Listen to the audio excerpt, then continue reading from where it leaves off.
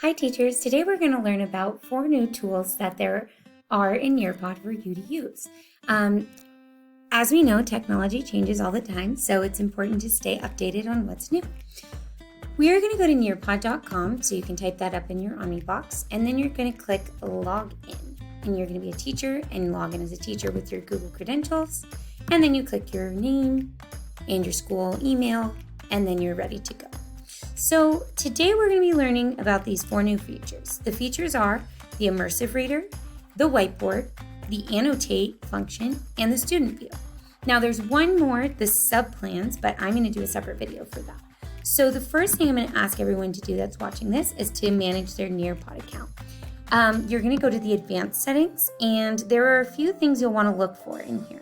So I have all my advanced settings on, but you can read through and decide which ones will work for you. I like to autofill my student names with Google.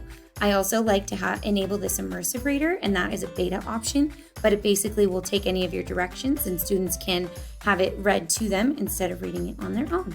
And then you can enable student notes or not. You can show quiz and multiple choice options or the question results in student-paced mode. You can allow your students to resubmit their answers or not.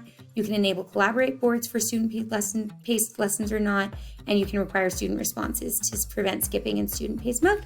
So these are all the advanced features that you might want to look at as you plan your Nearpods for your students, and as you're thinking about what you're going to use them for. Okay, and then I'm going to go back and we are going to look at those 4 things like I said. So I'm going to pick a lesson that I have created, and then we are going, actually I'm going to pick one of these up here. Okay, so we're going to do this How to Catch a Frog lesson for first grade.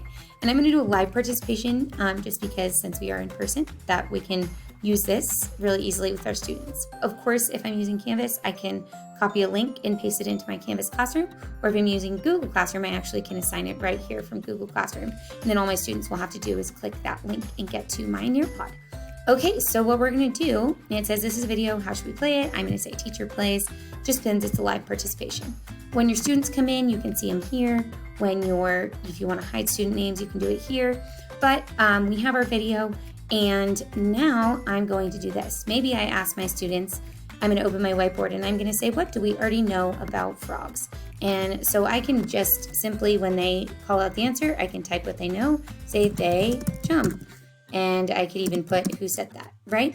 And then I could move to another text box and I can say another thing I do. Or I can draw. Maybe I could say, can someone come up to the board and draw a frog for me? So this is so fun because it kind of gives you just freedom to, again, this on your smart board is going to be much easier than on your computer since it's a little difficult. Oh, also you can change your thickness of your writing tool because that sometimes helps. But there's my, oh gosh, this is just my attempt at a frog.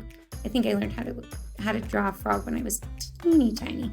But here's my little frog. And again, you could call on a student to come up and draw one for you, or you could record student answers.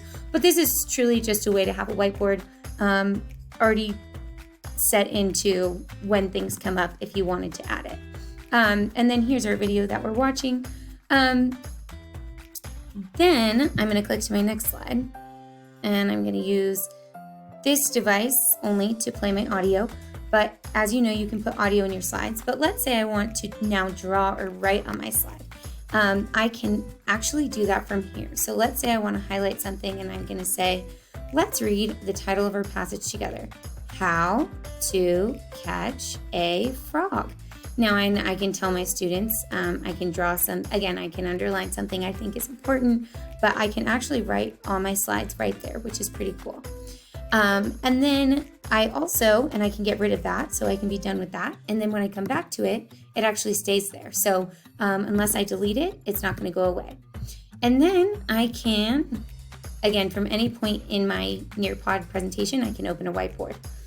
You may have already seen this button. This is an add an activity button, and that just allows you to add things if it comes up during your lesson that you might have forgotten. And then this is the other button we are going to talk about. It is our student view button.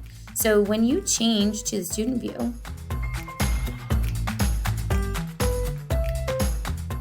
you can see what the student's doing. And sometimes it takes a minute, but I can see that the student can play this And a message about how to catch a frog. And then I can see what they have to do, so they're going to read it. Let me move it back to a drawing slide, actually. So if we're going to change, I'm going to change it back to the teacher view. And now I see this, right? So this is my teacher view, but I can't actually show or model the kids what I want them to do. So I'm going to click on this student view.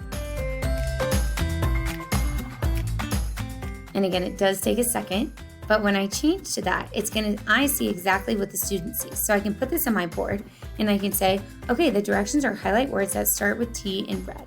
So I'm going to find a red highlighter and I'm going to model this for my students. And I'm going to find my words that start with T and I'm going to highlight them. And we're going to do this as a group, or I can show them the first couple and then they can work on their own. And then when they're done, they click the blue submit button. And again, because I'm not a student, I can't click my blue submit button, but you can at least show them what you want them to do. Okay, and the last thing I'm going to show you, I already showed you the annotate on a slide, the student view and the teacher view, and then the whiteboard. But this is called the immersive reader. So this is a new product. And if you click on the immersive reader, you can click text preferences, you can do grammar options, you can click reading preferences. And if I click on those, it just kind of comes up. You can use different colors and fonts, size. If you want to highlight the nouns, the verbs, the adjectives, and the adverbs, you can do that. If you want to break things into syllables, you can do that. It's pretty amazing. And then if you have a reading preference, so you can actually translate this. So if I have, let's just say I have a Chinese student, I can translate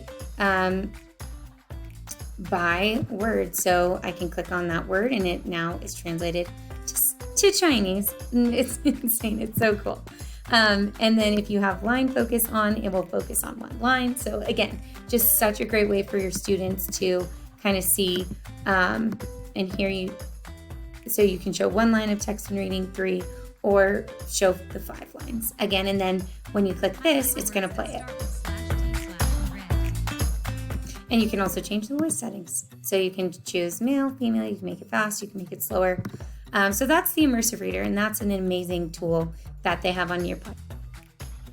So if you have any questions about any of these new awesome tools on Nearpod, please let me know. This is Stephanie Stomas, the digital learning teacher for Carbon School District. My extension is 3139, and my email is stomas@carbonschool.org. Thanks, have a great day.